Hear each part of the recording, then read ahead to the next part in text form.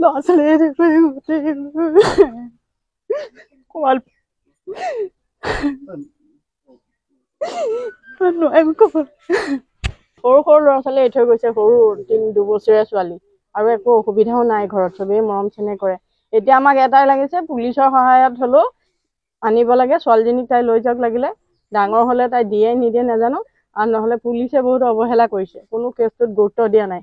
এতিয়া ইয়াত মানুহ নাই তাইক চাবলৈ, সৰু ছোৱালী গাখীৰ খাবলৈ কান্দি থাকে, কোনো শুব পৰা নাই। ল'ৰাটোৱে কামলৈ যায়, হাজিৰা কৰে, হাজিৰা কৰিবলৈতো যাবই লাগিব সিহঁতক খুৱাবলৈ হ'লে।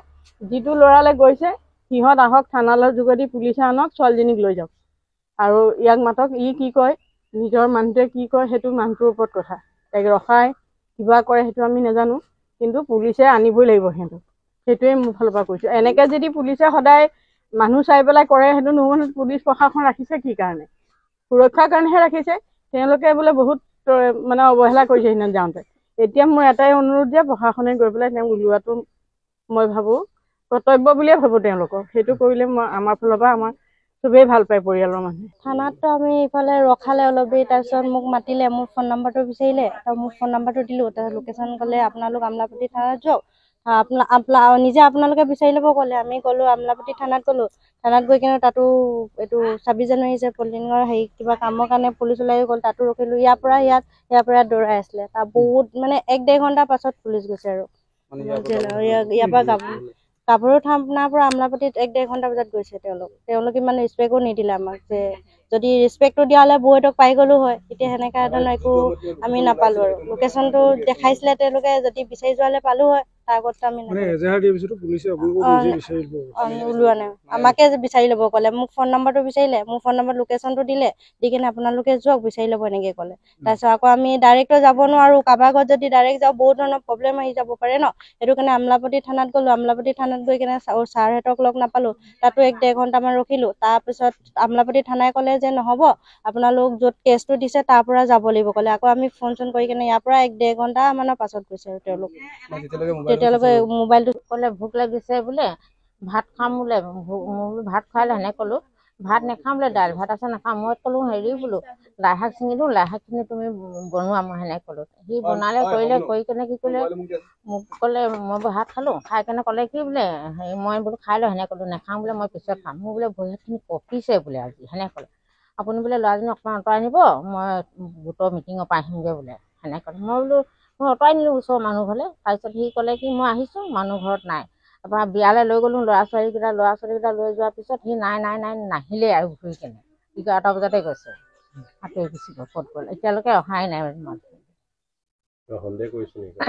এনেই সন্দেহ এতিয়া ল'ৰাই কোৱা মতে আমিতো নেজানিছোঁ, ল'ৰাই কি কৈছে ল'ৰাইহে জানিব সেইটো কাহিনী। ছোৱালীৰ বোৱাৰীৰ কথা আৰু ল'ৰাৰ কথা সিহঁতি দুটাহে জানিব। কিবা কাজিয়া লাগিছে যদিও বা কিবা কৰিছে যদিও আমিতো এতিয়া একো কাজিয়াও লগা দেখা নাই, হেৰি কৰা ভালকৈ আছোঁ, ধুনীয়াকৈ কৰিছোঁ। মানে এতিয়া ল'ৰাই কৈছে কি এনেকৈ বোলে এনেই সন্দেহ এটা হৈ আছে আৰু বোলে ওপৰত সেনেকৈ কৈছে। এতিয়াতো কেনেকুৱা বেলেগলৈ পলাই গৈ যোৱাহেঁতেনতো আমাক ক'লেহেঁতেন, বা এনেকৈ পলাই গৈছে বা কিবা কৰি গৈছে বুলি ক'লেহেঁতেন, মেলিলেহেঁতেন। এতিয়া সেইটো হোৱা নাই। ইয়াৰ এতিয়া এনেই মনত আৰু ল'ৰাটোৰ মনত এনেই সন্দেহ এটা হৈ আছে, ক'ৰবাত গ'ল বুলি। আৰু ক'ৰবাত নিৰুদ্দেশ হৈ আছে, এতিয়া কোনোবাই পিকনিক কৰিছে নে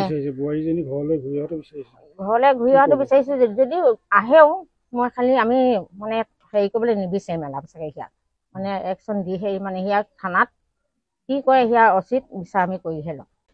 মানে মঙলবাৰে দিনৰ 11টা বজাত মোৰ পত্নী নিৰুদ্দেশ হৈ আছে।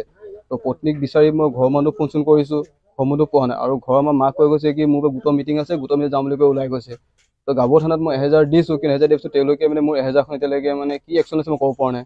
আৰু তেওঁলোকে যেতিয়া মানে তেওঁলোক লোকেশ্যন চাইছিলে, লোকেশ্যন আমলাপট্টি গাঁতখোৱা পচন্দ একাউণ্টত তেওঁলোকে লোকেশ্যন পাইছিলে। তেতিয়া তেওঁলোকে লগে একশ্যন লোৱা নাই। তেওঁলোকে কৈছে কি তোমালোকে আমলাপট্টি থানাত যোৱা, আমি মানে আমাৰ BSF মানুহ যাব নোৱাৰে ক'লে। আমলা থানাত আমি ৰখি আছোঁ। আমলা থানাৰ মানুহে কৈছে যে আমিতো নোৱাৰিম, যে তুমি য'ত কেছ দিছা তাৰ মানুহে আহি তোমাৰ কেছটো ল'ব লাগিব, তেওঁ মানুহ আহিব লাগিব। তাৰপিছত তেওঁলোকে বহুত দেৰিকৈ গৈছে। তাৰপিছত তেওঁলোকে মোবাইলটো কিন্তু মানে আপোনাৰ ছুইচ অফ হৈ গ'ল। তেওঁলোকে প্ৰথম যে লোকেশ্যন পাইছিল তেতিয়া মোবাইলটো মানে সেইটো জেগাতে মানে অন হৈ আছিলে। তেতিয়া তেওঁলোকে লগতে একশ্যন লোৱা হ'লে বিচাৰি পালে। মোক এতিয়া মানে এটাই লাগে কি উচিত মোক বিচাৰ লাগে যে মানুহজনী কাৰোবালৈ যদি পলাই গৈছে, তেওঁলোকৰ ঘৰৰ মানুহবোৰক ফোন কৰি জনালেহেঁতেন যে মই আপোনালোকক পলাই আহিছোঁ বুলি। তেওঁলোকে এতিয়া ঘৰৰ মানুহকো ফোন কৰি জনোৱা নাই আৰু মোকো জনোৱা নাই। আৰু মই ফোন মাৰিছোঁ, মোৰ ফোনটো তেওঁ ৰিচিভ নাই কৰা। লগতে মোৰ সৰু ল'ৰা এটাও আছে, সৰু ছোৱালীজনীও আছে। ছোৱালীজনী ৰাতি মাকো গুচি বহুত আমনি হৈছে। ছোৱালীজনী সৰু বা 2 বছৰ হৈ আছে। আৰু ল'ৰাটো মাকক বিচাৰিবলৈ আমনি কৰি আছে। মোক মানে ইয়াত মানে এটা লাগে কি উচিত বিচাৰ লাগে। মানুহজনী ক'ত আছে মানে উচিত বিচাৰ গৈ গৈছে যদিও তেওঁক মানে এটা মানে মই বিচাৰি পাব লাগে। তেওঁ কি নাম আছিলে মানুহজনীৰ নাম আছিলে আপোনাৰ মানে মেনু মায়া কোঁৱৰ।